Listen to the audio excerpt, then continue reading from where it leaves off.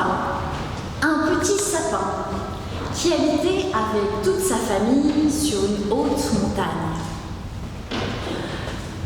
Le petit sapin n'était pas heureux. Oh non, il ne l'était pas du tout et passait ses journées à râler. Oh, il fait beaucoup trop froid sur cette montagne. J'ai de la neige partout sur mes belles branches. Mes frères et mes sœurs ne font aucun effort. Ils sont trop grands. Je suis sûre qu'ils le font exprès pour me boucher la vue. Je suis magnifique et personne ne me le dit jamais. C'est certainement parce que les autres arbres sont jaloux de ma beauté. Et il râlait tellement qu'un jour, un petit elfe des bois, qui n'en pouvait plus d'entendre ses jérémiades, vint le voir. « Tu me casses les oreilles à gémir comme ça toute la journée. Que te faudrait-il pour que tu sois heureux ?» Sans réfléchir, le petit sapin répond « Je ne supporte plus d'être recouvert de toute cette horrible neige. Emmène-moi dans un pays chaud. » L'elfe claque alors des doigts. Et le petit sapin se retrouve au bord de la Méditerranée. Oh, que c'est beau! Et comme il fait chaud, c'est très agréable, se dit-il. Mais très vite, le petit sapin manque d'eau. La terre est sèche et pas un arbre plus grand que lui pour lui faire un peu d'ombre. Bien vite, il commence à geindre. « Oh, il fait trop chaud ici. Je me sens mal, j'ai soif, et cet affreux soleil dessèche mes belles épines. » Il râle si fort que l'elfe finit par revenir. « Bon, qu'est-ce qui t'arrive cette fois? Tu n'es pas heureux ici? » ?»« Oh non, pas du tout. Emmène-moi sur une montagne bien de chez moi. Mais une montagne où mes frères et mes sœurs, les arbres, ne me gâcheront pas la vue. » Alors, l'elfe claque des doigts. Le petit sapin se retrouve sur une falaise avec une superbe vue. Oh, que c'est beau! Pas un arbre pour me gêner. Et ici, il ne fait pas trop chaud. Mais quand le soir tombe, le vent se met à souffler. Le vent souffle, et le petit sapin est ballotté de droite à gauche. Aucun arbre pour le protéger. Au secours, je vais m'envoler. Qu'est-ce qu'il y a encore? Oh, petit elfe, je me suis trompée. Je ne suis pas bien du tout ici. Emmène-moi là où on pourra admirer ma beauté à sa juste valeur. L'elfe soupire et claque des doigts. Le petit sapin se retrouve dans une maison. Il fait bien chaud. C'est bientôt Noël. Des enfants sont autour de lui et disent « Waouh! Comme il est beau ce sapin! Comme il est grand! C'est le plus beau sapin du monde! » Le petit arbre est ravi. Il se met bien droit et montre ses belles épines aux enfants. Mais malheur! Voilà que les enfants se mettent à l'attacher avec des guirlandes qui pèsent une tonne. Ils le rapprochent du feu et ses branches commencent à se dessécher. La soif le prend. Au secours, ils veulent ma mort! L'elfe apparaît. J'en ai marre de toi. Tu n'es jamais content. Je veux bien te déplacer encore une fois. Mais réfléchis bien parce que ce sera la dernière. Le sapin se tait. Puis, tout penaud, il dit ramène-moi sur ma montagne, dans ma forêt, là où il ne fait pas trop chaud, où mes frères et mes sœurs me protègent du vent et de la chaleur. là où personne ne veut me transformer en petit bois. Alors, pour la première fois depuis qu'il le connaît, l'elfe sourit. Tu as enfin compris. Et il claque des doigts une dernière fois. Que celui qui a des oreilles entende. Soyez toutes et tous les bienvenus, que vous soyez habitués à râler ou à vous réjouir pour peu, vous êtes les bienvenus. Le Seigneur se réjouit de votre présence et vous invite à vous réjouir les uns avec les autres et avec lui. Recevez avec joie sa grâce, sa paix et son amour. Amen. Et nous nous levons pour chanter.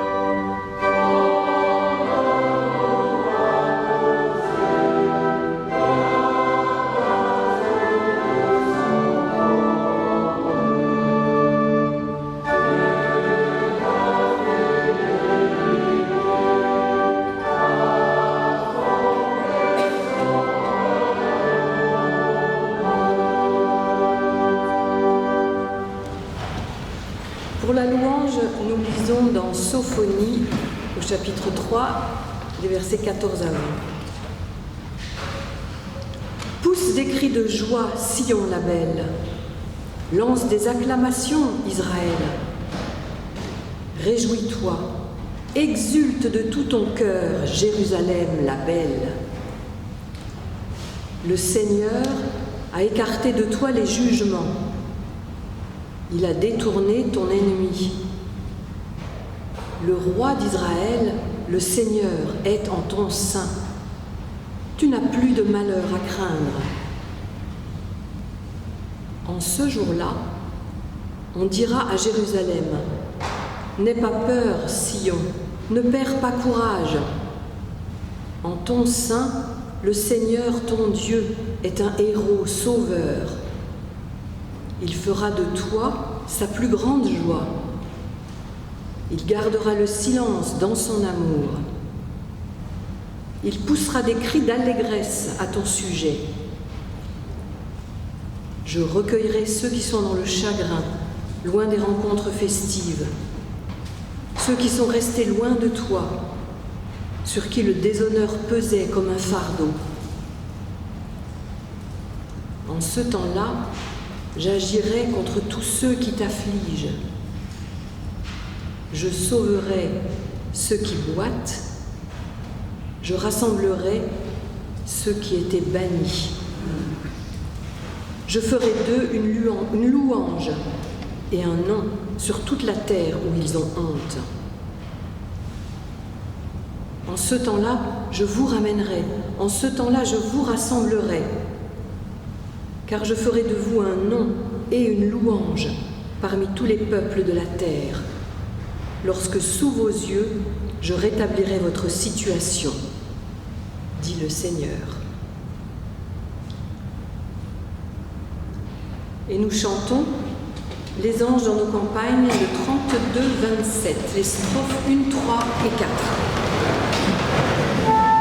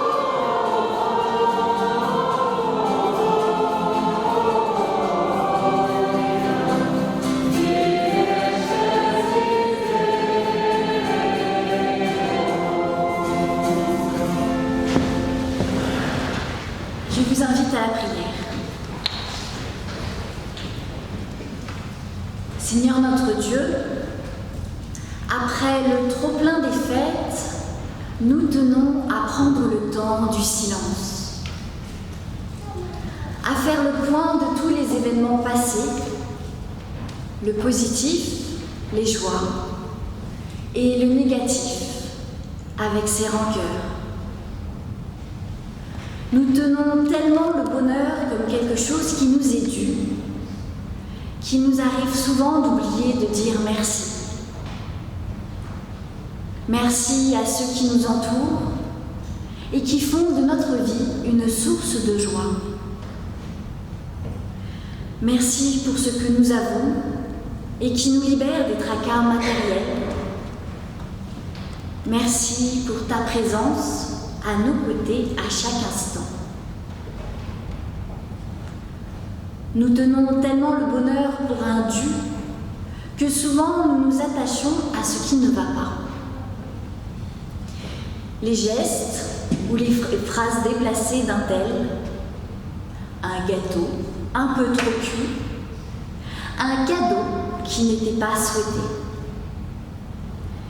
Et nous oublions tout ce qui nous est arrivé de bon. Les instants de fou rire, les complicités, des attentions que nos proches ont eues pour nous. Comme si nous avions de mémoire que pour les aspects imparfaits de notre existence.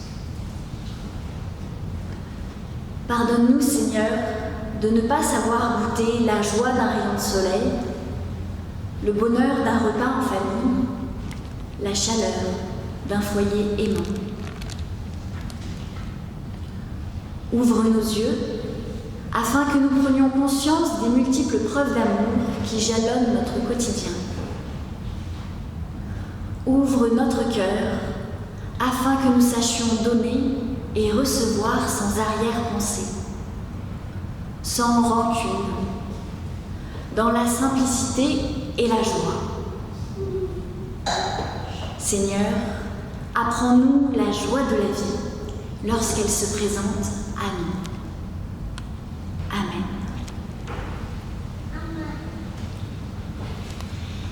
Et voici ce qui est dit.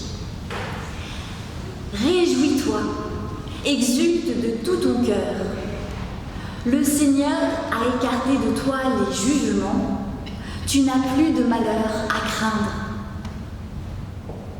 Et aussi, réjouissez-vous toujours, priez continuellement. Rendez grâce en toutes circonstances. Telle est, à votre égard, la volonté de Dieu en Jésus-Christ. Soyez donc dans la joie, car le Seigneur sait de quoi nous sommes faits. Il connaît nos faiblesses et nous relève de nos fautes. Soyez dans la joie, car le Seigneur nous aime, il nous fait grâce et nous invite à vivre une vie heureuse sous le signe de cette grâce. Amen. Pour manifester notre joie, nous nous levons et chantons.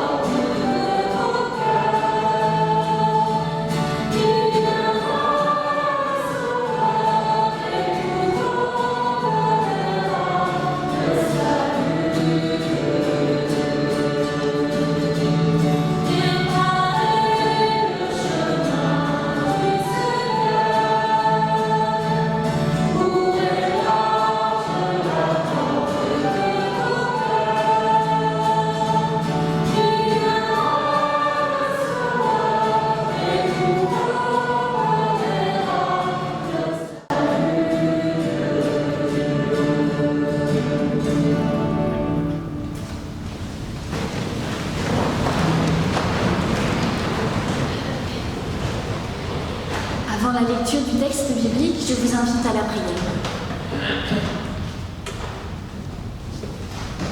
Seigneur notre Dieu, Nous voici réunis ce matin pour entendre une parole qui vient de toi. Une parole porteuse de joie. Seigneur, ouvre nos cœurs afin que nous puissions la recevoir avec gratitude. Amen. Et en ce jour d'épiphanie, nous lisons dans l'évangile de Matthieu au chapitre 2, les versets 1 à 12. Après la naissance de Jésus à Bethléem de Judée, au jour du roi Hérode, des mages d'Orient arrivèrent à Jérusalem et dirent : « Où est le roi des Juifs qui vient de naître ? Car nous avons vu son étoile en Orient, et nous sommes venus nous prosterner devant lui. » À cette nouvelle, le roi Hérode fut troublé, et tout Jérusalem avec lui. Il rassembla tous les grands prêtres et les scribes du peuple pour leur demander où devait naître le Christ. Ils lui dirent : « À Bethléem de Judée, car voici ce qui a été écrit par l'entremise du prophète. Et toi, Bethléem, terre de Juda, tu n'es certainement pas la moins importante dans l'assemblée des gouverneurs de Juda, car de toi sortira un dirigeant qui fera paître Israël, mon peuple. »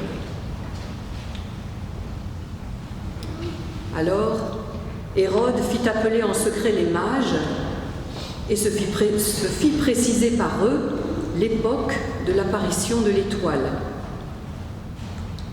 Puis il les envoya à Bethléem en disant : « Allez prendre des informations précises sur l'enfant. Quand vous l'aurez trouvé, faites-le-moi savoir, afin que moi aussi je vienne me prosterner devant lui. » Après avoir entendu le roi, ils partirent. Or l'étoile qu'ils avaient vue en Orient les précédait. Arrivée au-dessus du lieu où était l'enfant, elle s'arrêta. À la vue de l'étoile, ils éprouvèrent une très grande joie.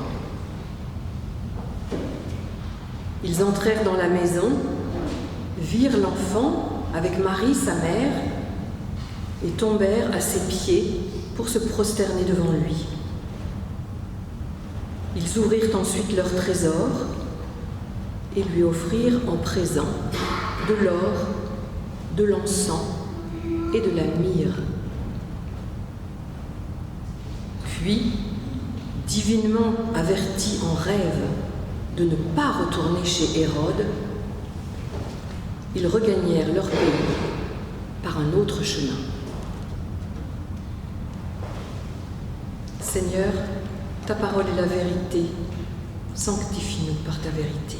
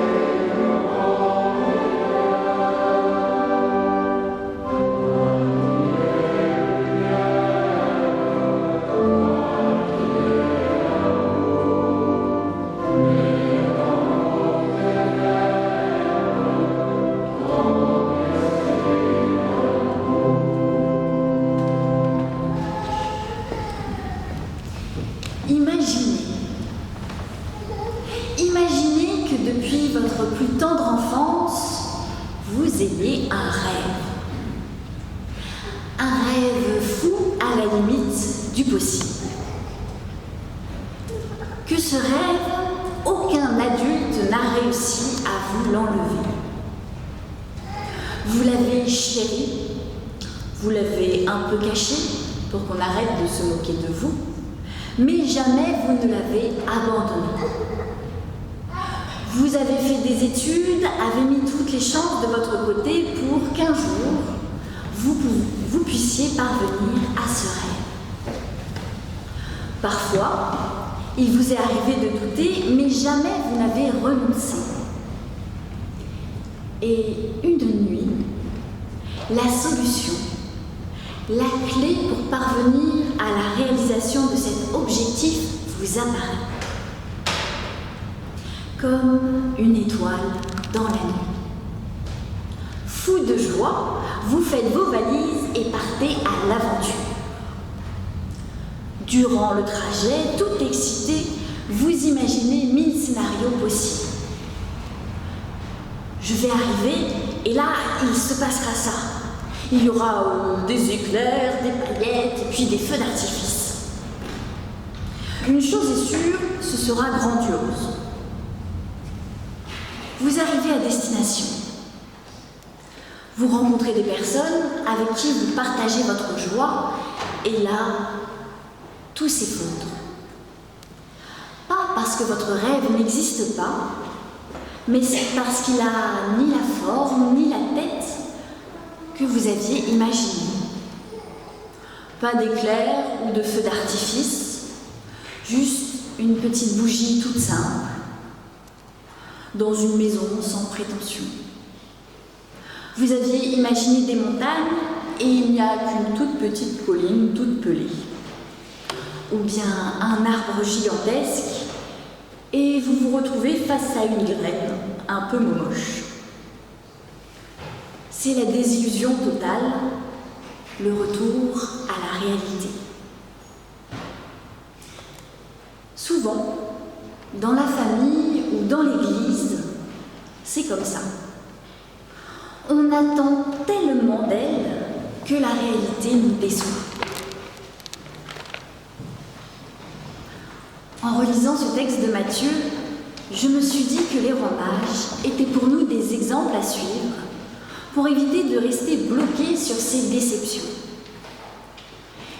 J'ai été frappée par un ensemble de mots qui, en français, je trouve, ne reflètent pas vraiment la force du message. Dans nos traductions, on lit lorsque les rois mages arrivent devant la maison où se trouve Jésus, qu'ils éprouvent une très grande joie. En grec, littéralement, ça donne pas grand-chose, on lit « ils se réjouirent, une joie grande, fortement ». Pas facile de faire une belle traduction, mais on voit bien qu'avec ces 4 mots, il se passe quelque chose d'énorme, quelque chose d'incroyable. Alors en français courant, je me suis dit qu'on pourrait traduire comme ils se mirent à danser sur place tellement ils étaient contents, ou bien ils sautèrent au plafond tellement ils étaient heureux. À la vue de cette maison, ici on ne parle pas d'étable, à la vue de cette maison toute simple où l'étoile s'arrête, les rois mages sont fous de joie. Et je me suis dit que ces rois, ils avaient quand même une grande foi, qu'ils avaient placé leur espérance au bon endroit. Parce que moi, si j'avais été un roi mage, j'aurais pas du tout sauté au plafond. J'aurais même été très déçue. On m'annonce un messie, un roi, et je me retrouve face à un bébé qui vient de naître, vêtu comme un pauvre. Un bébé sûrement un peu tout rouge et tout fripé comme tous les bébés, sans aucun attribut pour me prouver qu'il est exceptionnel. Au cours du voyage, j'aurais imaginé dormir dans le palais de Jérusalem, profiter d'un bon repas et de la conversation éclairée de sages et de savants. Et puis je me retrouve dans une maison sans prétention, avec peut-être un bol de soupe pour le dîner et une paillasse où dormir. Oh non, moi, à la place des mages, j'aurais vraiment fait la tête. L'immense joie toit des mages, alors que rien ne s'est déroulé comme il le prévoyait, m'a permis de me demander comment est-ce que je réagis lorsque les choses ne se passent pas telles que je les avais imaginées. Cette petite question a sa raison d'être aujourd'hui. Après les fêtes de Noël et du Nouvel An, où nous sommes nombreux à avoir voyagé pour retrouver nos familles ou nos amis, où nous avons passé du temps pour trouver des cadeaux, à préparer une belle table, où nous nous sommes pris la tête sur le menu parce qu'un tel est végétarien et que l'autre déteste les légumes, il nous arrive de nous rendre compte, une fois toute cette effervescence passée, que nous sommes un peu déçus. Parce que les choses n'ont pas été aussi parfaites qu'on se les était imaginées. Parce que l'oncle Bidule, que vous connaissez tous, j'en suis sûre, il s'est vraiment pas foulé en offrant un pot de confiture aux gamins pour Noël et que ça nous énerve vraiment parce qu'il fait ça tous les ans. Toutes ces frustrations que beaucoup vivent pendant les fêtes ou après nous interrogent sur nos attentes. Elles nous disent, mais au fond, qu'attendais-tu? Qu'avais-tu imaginé? Où avais-tu placé ta joie? Si les rois mages ont été surpris ou déçus de ne pas trouver Jésus au palais de Jérusalem, là où ils se l'étaient imaginé, leur déception ne dure pas longtemps. Ils se raccrochent à l'essentiel. Un enfant est bel et bien né. La rencontre a bien eu lieu. Le décor importe peu finalement, car la source de la joie, ce n'est pas les décorations, mais bien la rencontre avec le Messie. Alors si les fêtes nous ont un peu frustrés, c'est peut-être parce que nous avons oublié que la source de la joie n'était ni dans le repas, ni dans les cadeaux, mais bien dans les retrouvailles de personnes que nous aimons. Que nous aimons malgré leurs cadeaux bizarres, leurs petites lubies, leur incohérence. Si nous sommes frustrés, c'est peut-être parce que nous n'avons pas su voir la joie présente, parce que nous étions focalisés sur la joie rêvée. Ce qui est valable pour la famille l'est également pour l'Église, notre seconde famille. À l'image des mages,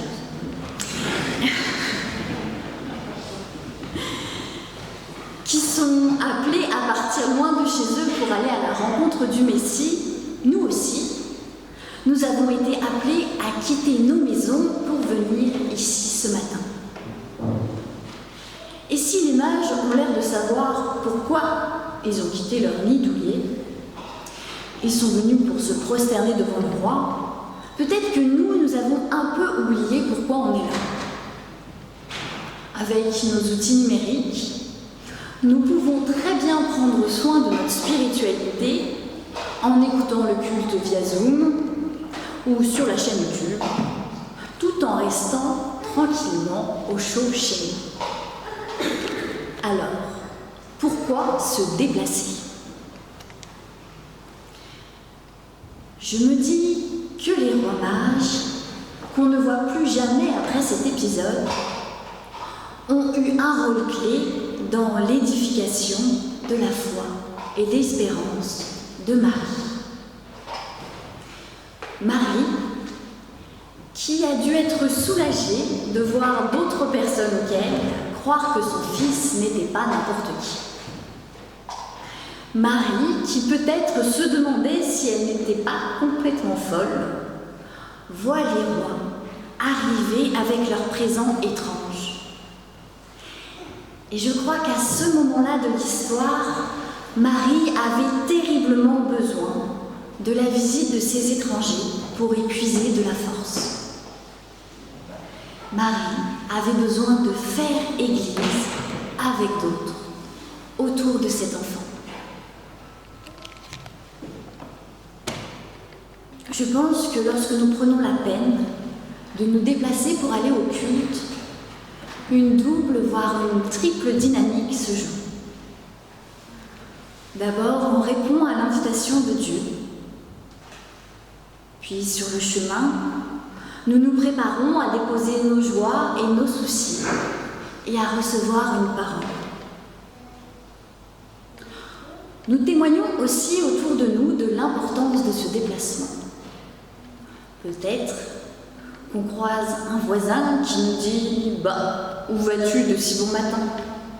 et que nous lui répondons « Je vais au temple ». Une fois sur place, nous nous soutenons les uns les autres dans la prière et dans le chant. Nous échangeons, nous prenons des nouvelles, nous mangeons ensemble. Nous pleurons avec ceux qui pleurent et nous réjouissons avec ceux qui rient. En bref, nous faisons Église. Le centre, c'est le Christ. Mais nous avons besoin les uns des autres pour faire un cercle autour de lui. Et à chacune de ces étapes, nous sommes appelés à nous réjouir d'une joie grande et forte, à danser sur place.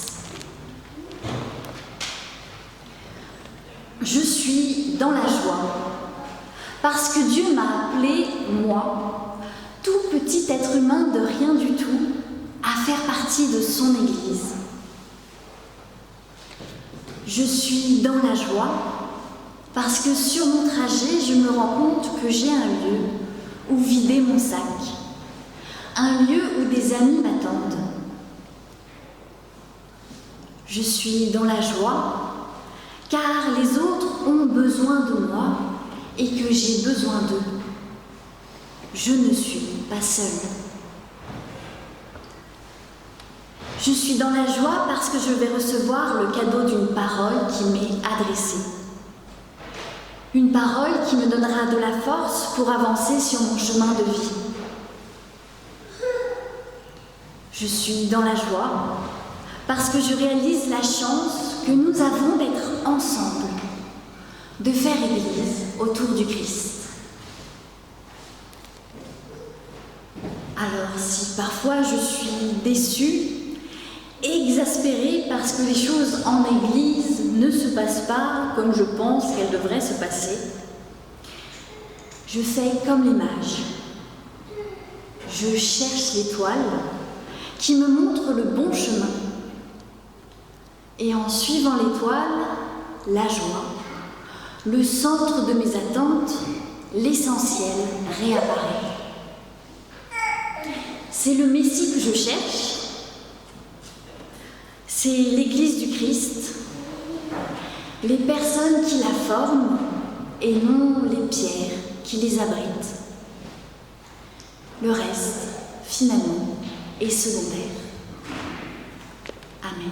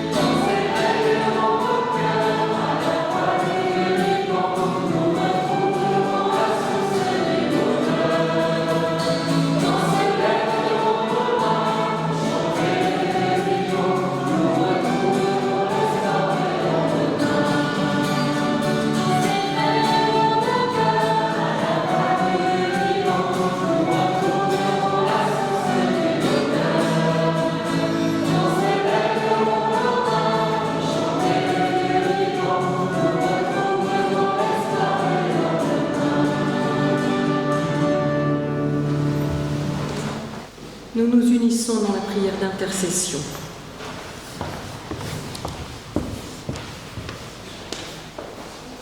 Seigneur, nous te prions. Les mots sont difficiles à trouver, Seigneur. Par qui commencer? Par les exilés, les opprimés, les prisonniers, les malheureux, les affamés, les malades? Par les femmes battues, violées, massacrées, ou celles dont la vie est remplie d'interdits? Par les enfants qui ont faim, que l'on vole, que l'on vend ou que l'on exploite?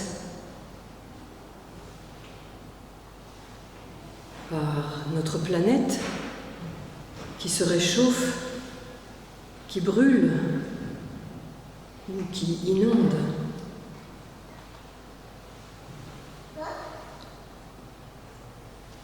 Alors, nous te prions pour ton humanité, pour nous, pour que chacun de nous, par ses paroles, ses actes, ses votes, quand il le peut, devienne artisan de paix, de sobriété écologique, de développement respectueux.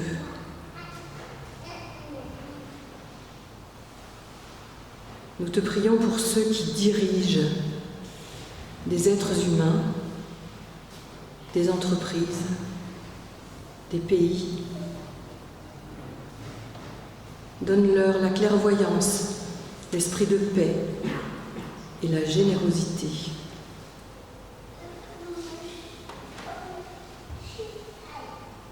Nous te prions pour les femmes,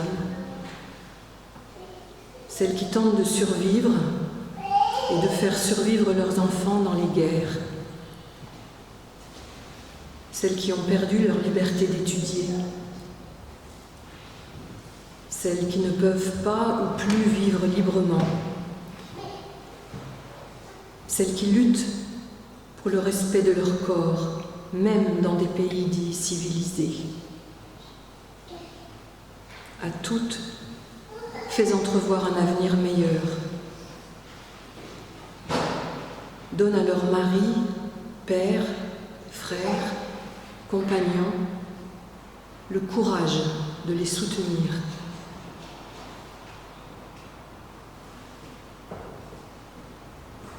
Nous te prions pour les hommes et les femmes qui sont engagés dans des conflits armés, proches ou loin de nous,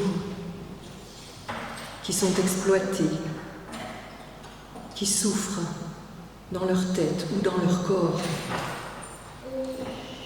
Fais advenir le pardon, la réconciliation, la guérison.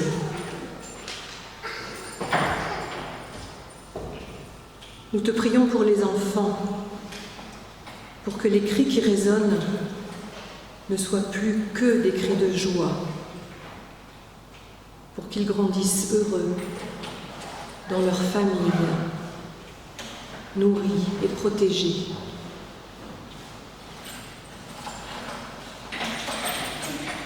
Nous te prions pour ceux qui sont endeuillés, pour ceux qui n'ont rien ou qui ont tout perdu. Donne leur confiance en l'avenir. Nous te prions aussi pour ceux qui ont beaucoup. Aide-les à partager.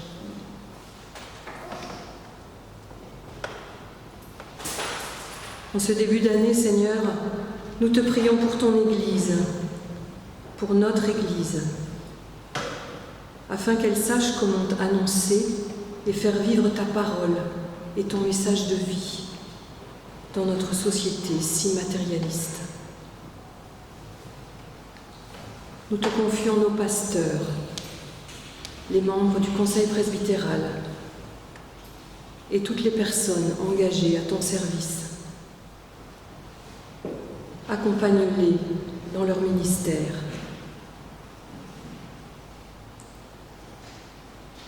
Nous te confions aussi tous ceux que nous te nommons, dans le secret de nos cœurs.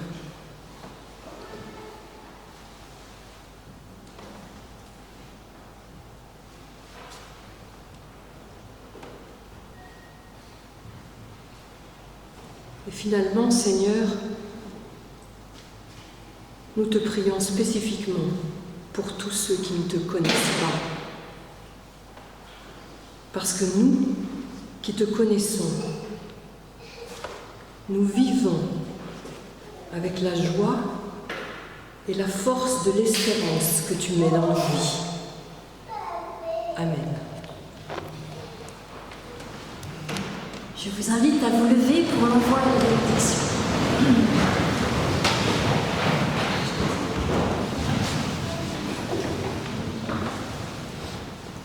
Réjouissez-vous toujours, priez continuellement, rendez grâce en toutes circonstances.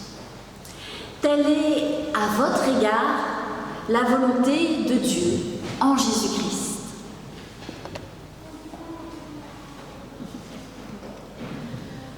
Dieu, notre Père, vous bénit et vous garde.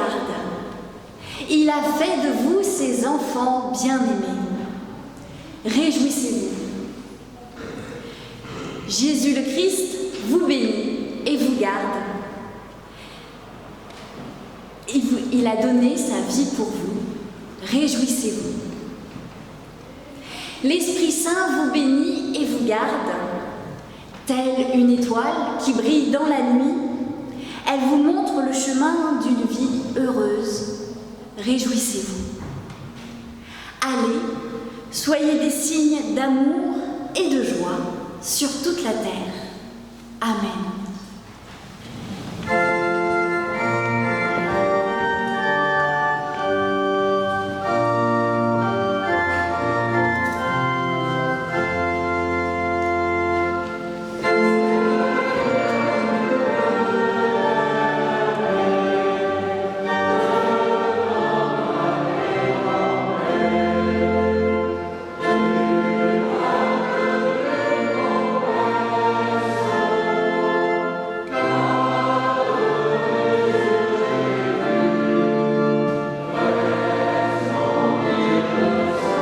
Thank you.